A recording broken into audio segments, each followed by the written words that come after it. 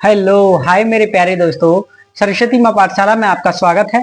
अगला टॉपिक होगा हमारा आज का अनुचुंबकीय पदार्थ।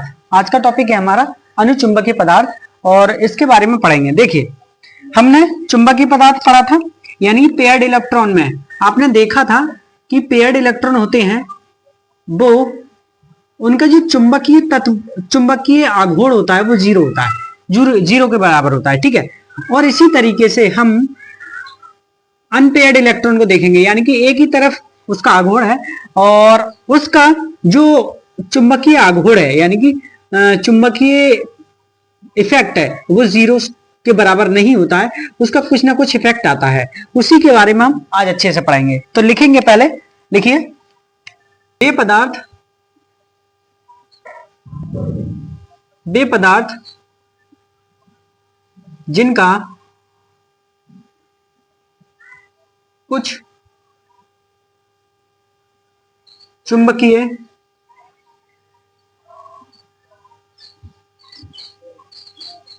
आघूर्ण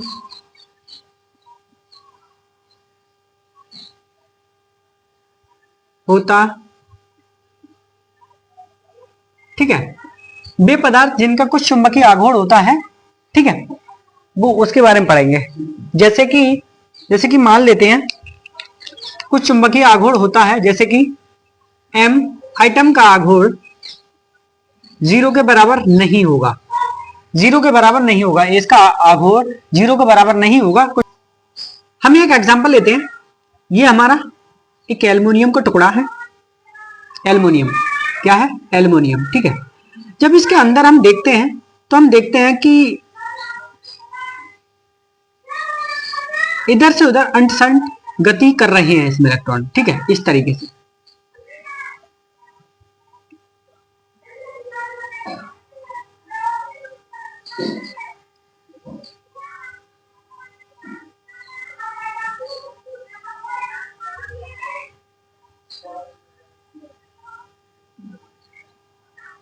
ठीक है, तो इसमें क्या दिख रहा है आपको कि मतलब अंटसंट गति कर रहे हैं, इन्हें कोई मतलब नहीं है किसी चीज से। ठीक है, इस तरीके से अंटसंट गति कर रहा है, पर इसके पास में अभी जो इनकी एल्युमिनियम की वो जो आघूर्ण, चुंबकीय आघूर्ण जीरो के बराबर है, इसके जीरो के बराबर। क्योंकि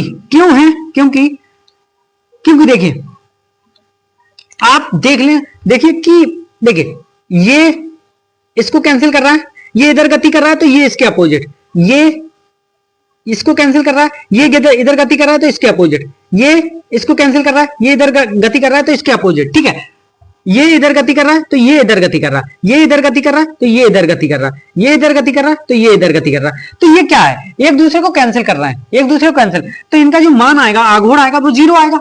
ठीक है, आघूर्ण क्या होगा, जीरो होगा। तो आपको अच्छे समझ में आ चुका होगा कि इसमें कोई मतलब जो युग्मित इलेक्ट्रॉन, मान लीजिए कि इसमें युग्मित इलेक्ट्रॉन है और मतलब एक दूसरे के विपरीत गति कर रहे हैं। जैसे कि पहले युग्मित इलेक्ट्रॉन में हमारा एक ऊपर की ओर गति कर रहा है, एक नीचे की ओर। तो ठीक है, तो इसमें क्या है, इसमें एक इधर की ओर गति कर रहा है, एक इधर की ओर गति कर रहा है। तो एक दूसरे का फोर्स काटने के बाद जो नेट फोर्स आएगा इनका वो जीरो आएगा, जो नेट बल आएगा इनका वो जीरो आएगा, जो चुंबकीय आघूर्ण आएगा इनका वो जीरो आएगा। ठीक है, अब इसी कारण से कि यहां पर दूसरा एक एल्युमिनियम का बॉक्स लेते हैं, यहां पर ऐसे, ठीक है, ले लिया, और इसके बराबर में इसी का एक मतलब थोड़ा सा प्रतीत है कि यहां पर हमने इसी के बराबर में एक इसी की तरह बना लिया और इसमें हमने चुंबक को रखा इसके पास, इसको चुंबक को। ठीक है, एस एन। ठीक है, चुंबकीय क्षेत्र उत्पन्न करेगी इसके,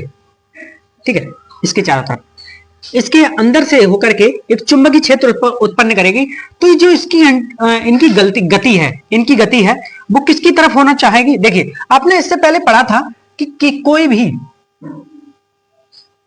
ये हमारा चुंबकीय क्षेत्र है, ठीक है, और कोई भी रॉड इस तरीके से इसमें रखी हुई है चुंबकीय। ठीक है, तो इसे मान लेते हैं एस, इसे मान लेते हैं एन। ठीक है, इसे मान लेते हैं एस, इसे मान लेते हैं एन। तो ये क्या करेगा, ये इधर घूम करके इसके पैरेलल होना चाहेगा, यानी कि समांतर होना चाहेगा। क्यों होना चाहेगा, क्योंकि इस पे बल लग रहा है, इस पे बल लग रहा है, जो एन है इसको इधर के लिए बल लगा रहा है। ठीक है, ठीक है, यहां पर जो एम वेक्टर है वो इधर के लिए बल लगा रहा है, तो यहां टॉर्क इसके बराबर होना चाहेगा, टॉर्क इसके बराबर, यानी कि जो बाह्य चुंबकीय क्षेत्र है इसके बराबर करना चाहेगा इसे, ठीक है।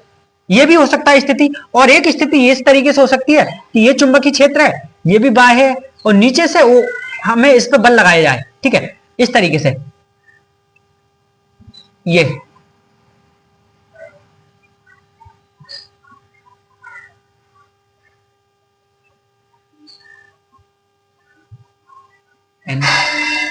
ठीक है, और यहां से इधर के लिए बल लगेगा तो ये इसके बराबर होना चाहेगा, ये इसके बराबर होना चाहेगा। दोनों स्थिति में यही है कि ये दोनों एक दूसरे के बराबर होना चाहेंगे, ठीक है। यहां पर इधर से ये इसके पैरेलल होना चाहेगा, ये इधर से, यानी कि चुंबकीय क्षेत्र की गति में, यानी कि जो चुंबकीय क्षेत्र है यानी मैग्नेटिक फील्ड है उसकी पैरेलल होना चाहेगा, मैग्नेटिक फील्ड के पैरेलल। जैसे कि आप पीछे पढ़ चुके हैं कि मैग्नेटिक फील्ड के पैरेलल, यानी कि हमारा बाह्य चुंबकीय क्षेत्र है और एक चुंबक रख दी, यहां माइनस एम होता है, यहां प्लस एम होता है, ठीक है, यही तो होता है, और यहां माइनस एम है, यहां प्लस एम है, यही तो है। तो ये क्या करता है, इसके पैरेलल होना चाहता है, इसके पैरेलल, यानी कि इसके पैरेलल। इसी तरीके से हमने यहां पर एक चुंबक रखी, तो इस चुंबक की वजह से, इस बाह्य चुंबकीय क्षेत्र की वजह से, बाह्य चुंबकीय क्षेत्र की वजह से ये अंतसंत गति कर रहे हैं, ये थोड़ा सा लाइन में आ जाएंगे, किस तरीके से, थोड़ा सा, ज्यादा नहीं आएंगे, थोड़ा सा लाइन में आ जाएंगे, इस तरीके से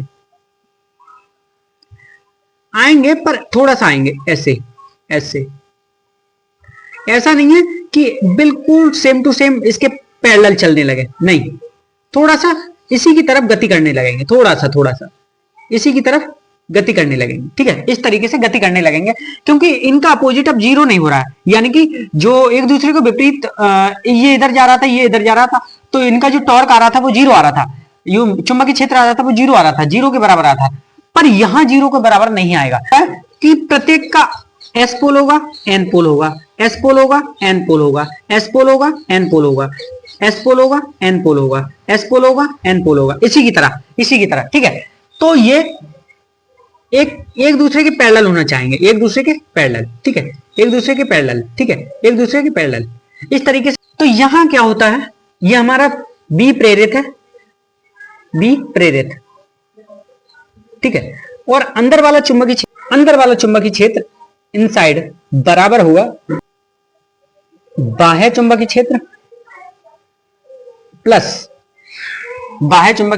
प्लस प्रेरित चुंबकीय क्षेत्र, जो प्रेरित है वो उसके प्रेरित, ठीक है, लगने वाला चुंबकीय क्षेत्र, ठीक है, बाह्य चुंबकीय क्षेत्र प्लस प्रेरित चुंबकीय क्षेत्र के बराबर होगा, ठीक है, अंदर वाला चुंबकीय क्षेत्र बाह्य चुंबकीय क्षेत्र प्लस प्रेरित चुंबकीय क्षेत्र के बराबर होगा। तो यहां क्या होगा, यहां होगा कि अंदर वाला चुंबकीय क्षेत्र इन चुंबकीय क्षेत्र बड़ा होगा बाह्य चुंबकीय क्षेत्र से, ठीक है।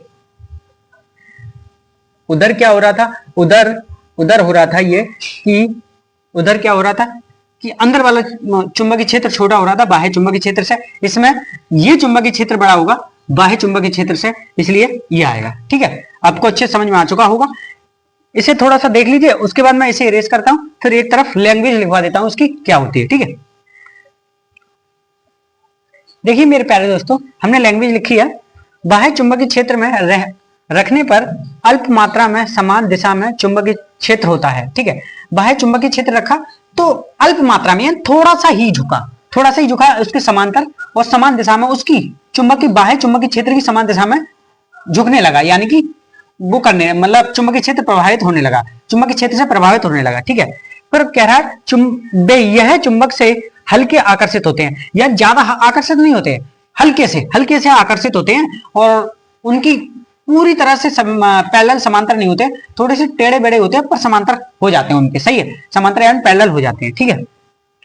अंदर चुंबकीय क्षेत्र बाहर से ज्यादा होता है, अंदर चुंबकीय क्षेत्र जो अंदर वाला चुंबकीय क्षेत्र है, अंदर वाला चुंबकीय क्षेत्र बाहर वाले से ज्यादा होता है, जैसे कि आपने देख लिया होगा, ठीक है। अंदर वाला चुंबकीय क्षेत्र बाहर वाला और प्रेरित चुंबकीय क्षेत्र के बराबर होता है, ठीक है, यानी तो अंदर चुंबकीय क्षेत्र बाहर वाले से ज्यादा होता है, ठीक है। आपको अच्छे समझ में आ चुका होगा, इसका स्क्रीनशॉट ले लीजिए, उसके बाद अगले टॉपिक पे चलते हैं। अगला टॉपिक है मेरे प्यारे दोस्तों, चुंबकन की तीव्रता। क्या होता है ये, intensity of magnetization, intensity of magnetization इसे अंग्रेजी में कहते हैं, ठीक है। इसे हम आई से प्रदर्शित करते हैं, आई से, ठीक है। लिख लें कि क्या होता है ये, देखिए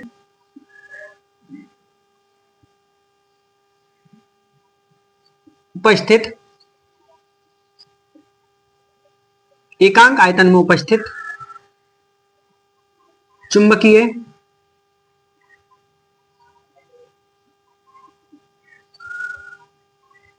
आघूर्ण, चुंबकीय आघूर्ण को चुंबकन की तीव्रता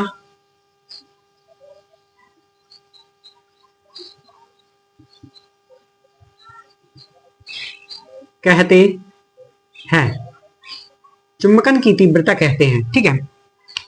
इसे क्या कहते हैं, चुंबकन की तीव्रता, इसी को हम चुंबकन की तीव्रता कहते हैं, ठीक है। ये क्या होता है, देखिए आई बराबर हमारा होता है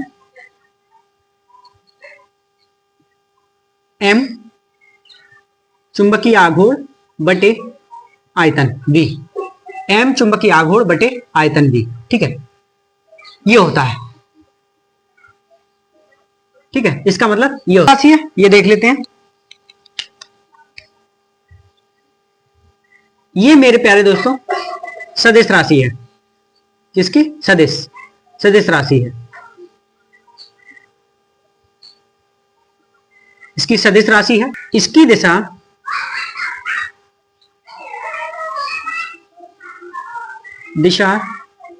चुंबकीय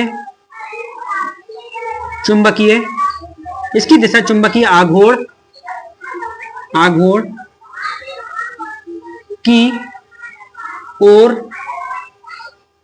है, इसकी दिशा चुंबकीय आघूर्ण की ओर है, ठीक है।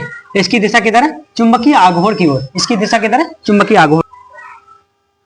इसकी इकाई क्या है, इसकी इकाई है, यानी कि आप इसकी यूनिट जानते हैं, इसकी यूनिट होती है एम्पियर मीटर स्क्वायर, ठीक है, जानते हैं ना। चुंबकीय आघूर्ण की यूनिट क्या होती है, ampere metre square, ampere dot metre square, ठीक है, यही तो होती है, बटे, और इसकी क्या होगी, इसकी होगी मीटर क्यूब, क्या होगी, मीटर क्यूब, ठीक है। तो मीटर स्क्वायर से कैंसिल, और बचा क्या, एम्पियर मीटर, एम्पियर बटे मीटर, ये इसकी यूनिट हो गई, ठीक है। अब इसकी विमाएं निकालें तो इसकी विमाएं क्या होती हैं,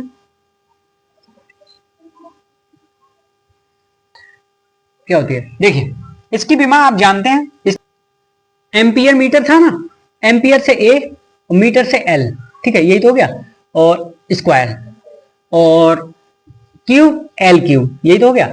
तो एल से एल कैंसिल, तो ये बचा ए बटे एल, या तो ऐसे लिख सकते हैं, या इसे इस तरीके से हम ए इनवर्स एल इस तरीके से लिख सकते हैं, या हम कर सकते हैं, या एम्पियर को आई प्रदर्शित कर सकते हैं एल 1, ठीक है, इस तरीके से। ये सब इसी की विमा है, मतलब इसे ऊपर ले गए तो माइनस हो गया, और एम्पियर को हमने आई से इन्वर्ट कर दिया तो हमें माइनस, ये इसकी विमा है, ठीक है। आपको यहां तक अच्छे समझ में आ चुका होगा, ठीक है, कोई दिक्कत तो नहीं है, यहां तक अच्छे समझ में आ चुका होगा, छोटा सा टॉपिक है और समझ में आ चुका होगा। हम क्षण चुंबक के लिए देखें तो क्या आएगा, क्षण चुंबक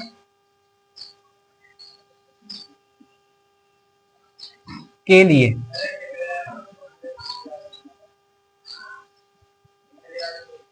क्षण चुंबक के लिए यानी कि बार मैग्नेट के लिए क्षण चुंबक मान लेते हैं, ये हमारी क्षण चुंबक है, ठीक है, ये एस पोल है, ये एन पोल है, इसकी यहां से यहां तक की लेंथ है एल, और चुंबकीय आघूर्ण की आगे के लिए इस तरीके से। जब चुंबकीय आघूर्ण आगे के लिए होगा तो इसकी जो करंट भी होगा वो आगे होगा इस तरीके से, ठीक है। ये हमारा माइनस एम, ये प्लस एम, ये आई बराबर एम बटे बी, एम बटे बी, एम क्या है यहाँ पे, एम और एल, ठीक है। नीचे क्या आएगा, नीचे आएगा हमारा ए एल, यानी कि एरिया इसका, सदिश एरिया और इसका पूरा क्षेत्रफल, ठीक है, एल। तो एल से एल कैंसिल हो गया, तो ये बचा क्या, एम बटे ए। ये तो बचा एम बटे, यही बचा ना, एम बटे ए, ठीक है। अच्छा हम निकाल सकते हैं इस तरीके से, ये बचा एम बटे ए, ठीक है। तो हमें चुंबकीय छड़ के लिए हमारा ये आया फॉर्मूला, चुंबकीय छड़ के लिए ये आया इसमें, ठीक है। चुंबकीय छड़ के लिए ये आया, चुंबकन की तीव्रता चुंबकीय छड़ के लिए आया, और एकांक आयतन की उपस्थिति में चुंबकीय आघूर्ण ये होता है, ठीक है। मेरे प्यारे दोस्तों, इस लेक्चर में इतना ही। अगले लेक्चर मिलते हैं अगले टॉपिक के साथ। तब तक के लिए वीडियो देखते रहिए, वीडियो को लाइक कीजिए, वीडियो को शेयर कीजिए, और कुछ ना समझ में आए तो कमेंट कीजिए, ठीक है। और चैनल को सब्सक्राइब कीजिए। मेहनत करते रहिए। धन्यवाद।